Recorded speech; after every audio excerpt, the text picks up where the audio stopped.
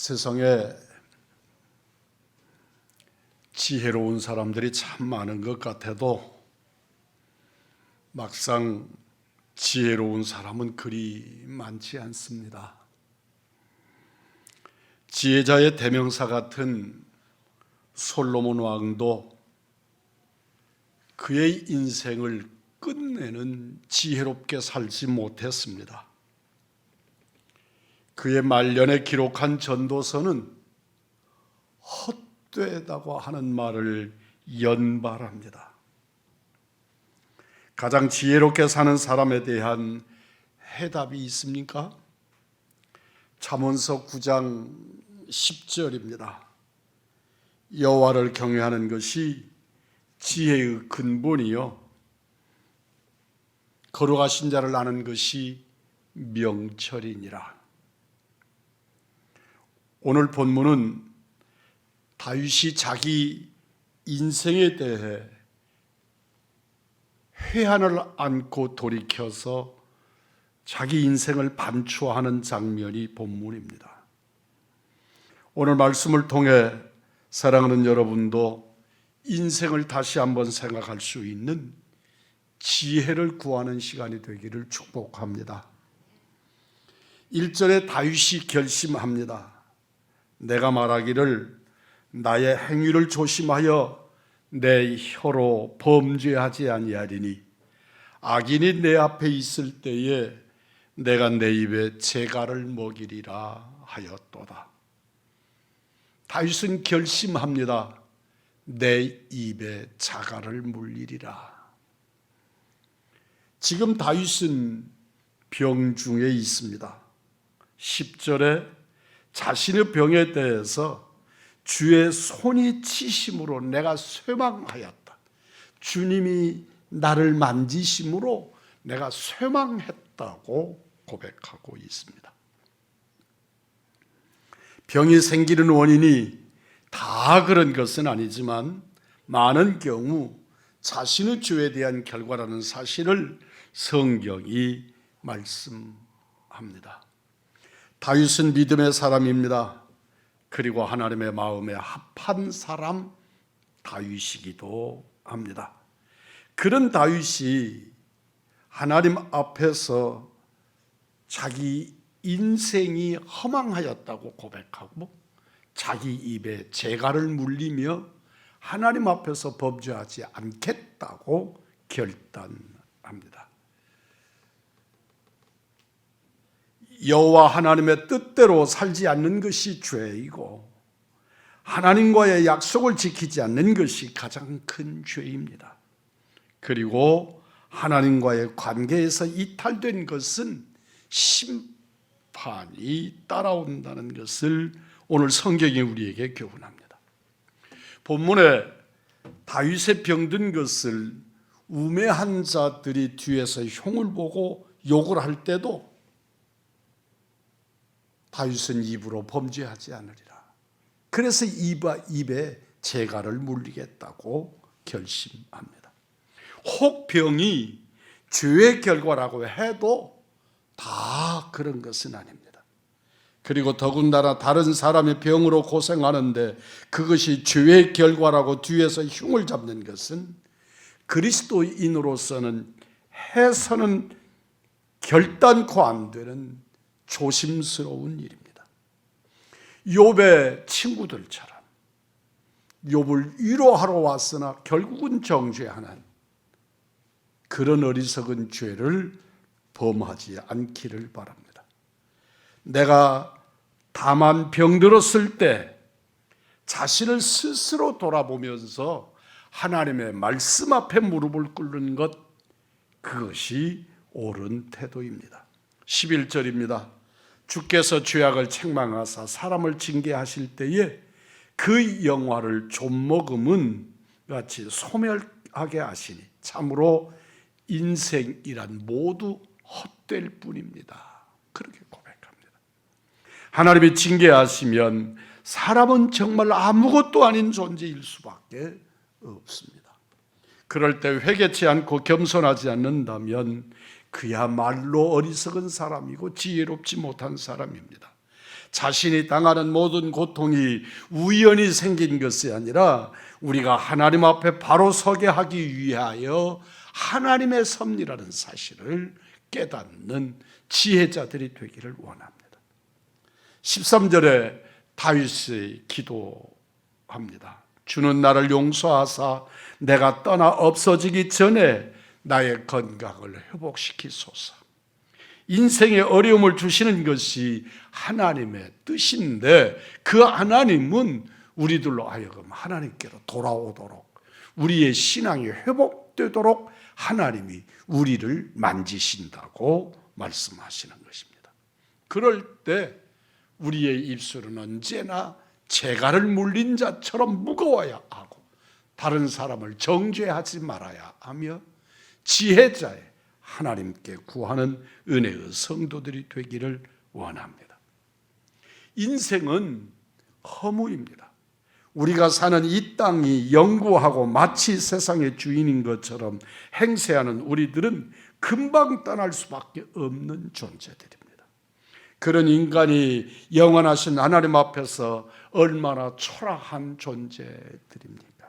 시편 90편 3절입니다. 주께서 사람을 티끌로 돌아가게 하시고 말씀하시기를 너희 인생들은 돌아가라 하셨사오니 주의 목전에는 천년이 지나간 어제 같으며 밤의 한순간 같을 뿐입니다. 주께서 그들을 홍수처럼 쓸어가시나이다. 그들은 잠깐 자는 자 같은 것 아침에 돋는 풀 같습니다. 고백합니다. 우리 인생은 잠시뿐 하나님이 돌아가라 명령하시면 바로 끝나버리는 것이 인생입니다. 다윗은 파란만장한 삶을 산 풍운아입니다. 베들레헴의 작은 농가에 이새라고 하는 사람의 8째 아들로 태어나서 어릴 적에는 목동으로 지내다가 사무엘 선지자에게 기름 부음을 받고 블레셋의 골리앗을 무찌르고 온 이스라엘 백성의 인기를 독차지하다가 사울 왕의 미움을 사서 10년 세월을 쫓겨다니다가 이스라엘의 왕이 되어 수많은 전쟁을 치르면서도 한 번도 패배한 적이 없는 용맹스러운 왕. 그러나 가정에서는 어려움이 그치지 않았고 그러면서도 여호와에 대한 신앙으로 이스라엘 역사 가운데 가장 뛰어난 왕으로 또 이스라엘을 다스릴 메시아가 다윗의 집안에서 나는 복을 누린 사람, 그가 다윗입니다. 아무리 파란만장한 삶을 살았다 해도 뒤돌아보면 허무일 수밖에 없습니다. 이 땅에 최고의 인생을 살았던 무두셀라마저도 그의 인생은 허무였을 것입니다. 야곱이 애굽 왕 바로를 만났을 때 내 나그네 길의 세월이 130년이라고 고백합니다. 내 나이가 얼마 못 되니 우리 조상들 나그네 길의 연조에 미치지 못하나. 그래서 그의 조상들 아브라함 그 이때의 어른들의 세월에 미치지 못하지만 그는 자기 인생을 한마디로 요약합니다. 험악한 세월을 보내었습니다. 130년이면 결단코 짧은 인생이 아니지만 돌이켜보면 험악한 세월이었던 것입니다. 참 쉬운 인생은 없습니다. 여러분은 인생을 어떻게 사십니까? 오늘 본문 4절에 다윗 왕의 말을 한번 들어보십시오. 여호와여 나의 종말과 연한이 언제까지인지 알게 하사 내가 나의 연약함을 알게 하소서. 다윗 왕처럼 파란만장한 풍문화의 삶을 산 사람도 하나님 앞에서는 연약한 인간에 불과합니다. 그래서 나의 인생의 끝이 어떻게 끝날 것인지를 항상 생각하면서 자신의 삶이 잘못된 길로 빠지지 않기를 소망하라고 말씀하고 있는 것입니다. 사람들의 인생 대부분은 재물을 모으는데 목적을 두고 삽니다.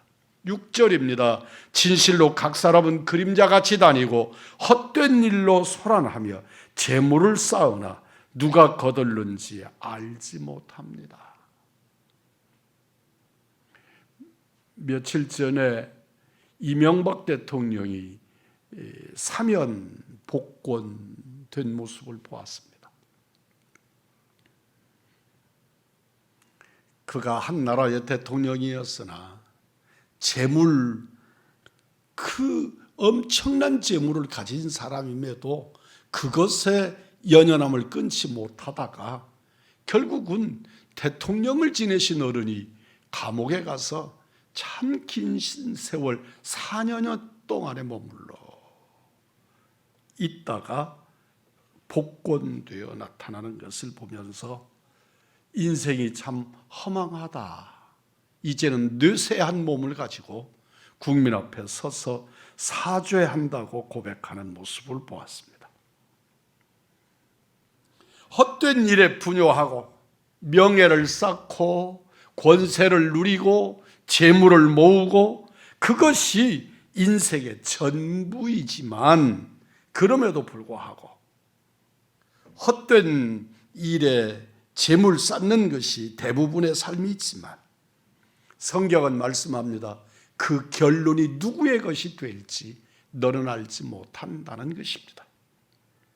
세상을 살면서 열심히 일해서 돈을 벌고 그걸로 부를 축적하는 것 결코 잘못된 일 아니고 또 열심히 사셔야 될 일이고 그렇게 해야 될 일들입니다. 하나님이 우리에게 주신 복 중에 하나, 그것도 재물을 취하는 일 중에 하나입니다. 세상을 살면서 열심히 일해 돈 버는 것, 그것이 주님이 우리에게 주신 복이란 말입니다. 하지만 돈을 아무리 모으려고 애를 써도 구멍 뚫린 주머니에 넣는 것처럼 빠져나간다면 노력하고 벌어도 그걸 쌓아둘 수가 없습니다. 돈이 조금 모일 것 같으면 무슨 일이든지 생겨서 그것들을 허망하게 쏟아버리게 만든단 말이죠. 준비되어 있지 않는 사람에게 물질의 복을 주었다고 가정해도 그것이 복이 되지 못합니다. 시편 128편 1절로 2절입니다. 여호와를 경외하며 그의 길을 걷는 자마다 복이 있도다. 내가 내 손이 수고한 대로 먹을 것이라. 내가 복되고 형통하리로다. 우리 의왕중앙교회 성도들이 한결같이 이 복의 주인공들이 되기를 주님의 이름으로 축복합니다. 여호와를 경외하는 것이 지혜의 근본입니다. 하나님이 보실 때 지혜로운 자는 하나님이 그만한 복을 주실 뿐만 아니라 더 채워주실 줄 믿습니다. 하나님께 바른 신앙을 가지고 사는 사람은 복을 받습니다. 진정한 복을 원하는 자는 하나님과의 관계가 가장 중요하다는 사실을 깨닫는 지혜자의 복을 누리시기를 주의 이름으로 축복합니다. 인생 중에 찾아오는 허물을 이길 수 있는 방법이 무엇입니까? 오늘 본문 5절입니다. 사람은 그가 든든히 서 있는 때에도 진실로 모두가 허사뿐입니다.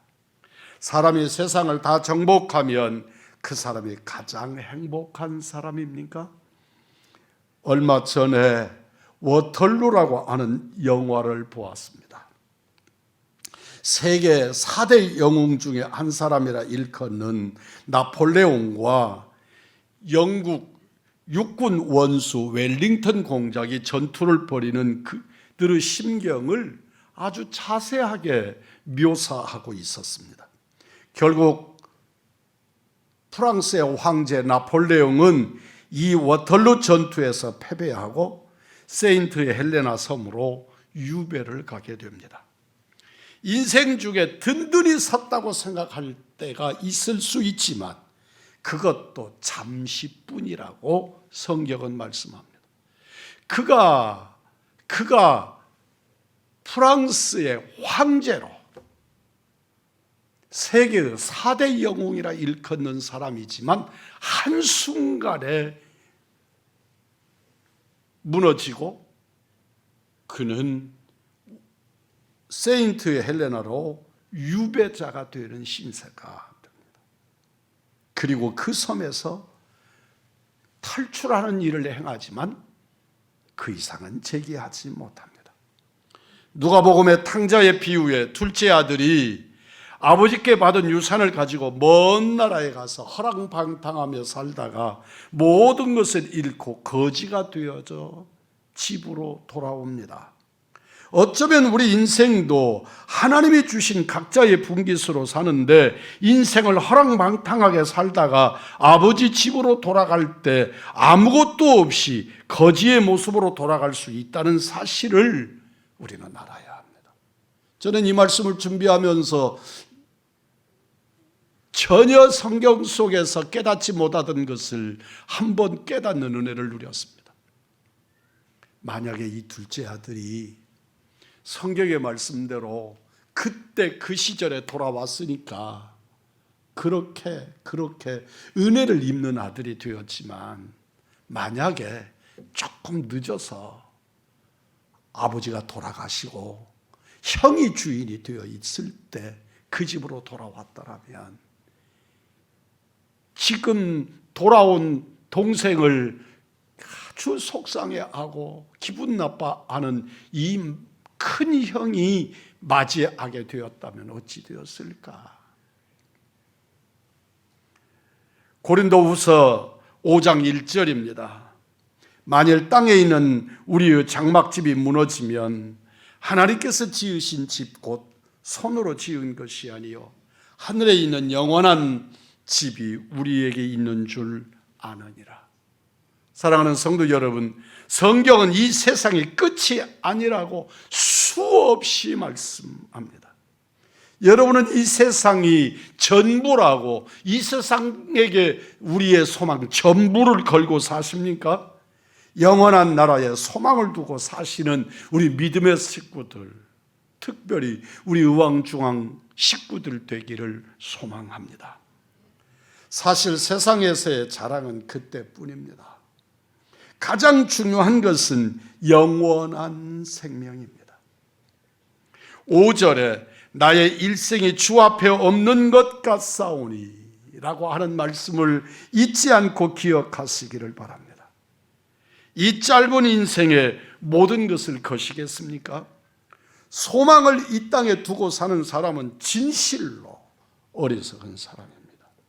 이 세상에서의 모든 성공을 거둔 자에게 주님은 말씀하십니다. 이 세상에서의 모든 성공을 거둔 자에게 주님은 거듭 말씀합니다. 어리석은 자여, 오늘 밤에 내 영혼을 도로 찾으리니 그러면 내 준비한 것이 누구의 것이 되겠느냐? 너의 수고의 열매가, 네가 누리던 그 모든 영광이 누구의 것이 되겠느냐고 묻습니다.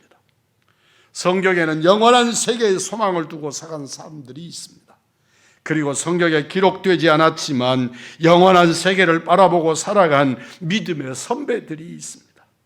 그리고 그들의 삶이 진정 아름다웠음을 우리는 압니다. 내 생을 뒤돌아보고 어리석은 삶을 살았다면 이제 새로운 한 해가 되게, 한 해를 살면서 진정 우리 인생관이 다윗처럼 바뀌어져서 주여 이제 내가 무엇을 바라리요? 나의 소망은 주께 있나이다 고백하는 우리 의왕중앙교회 사랑하는 사람들, 복된 사람들, 비전을 회복하는 하나님께 예배하는 예배자들이 다 되시기를 주님의 이름으로 축복합니다.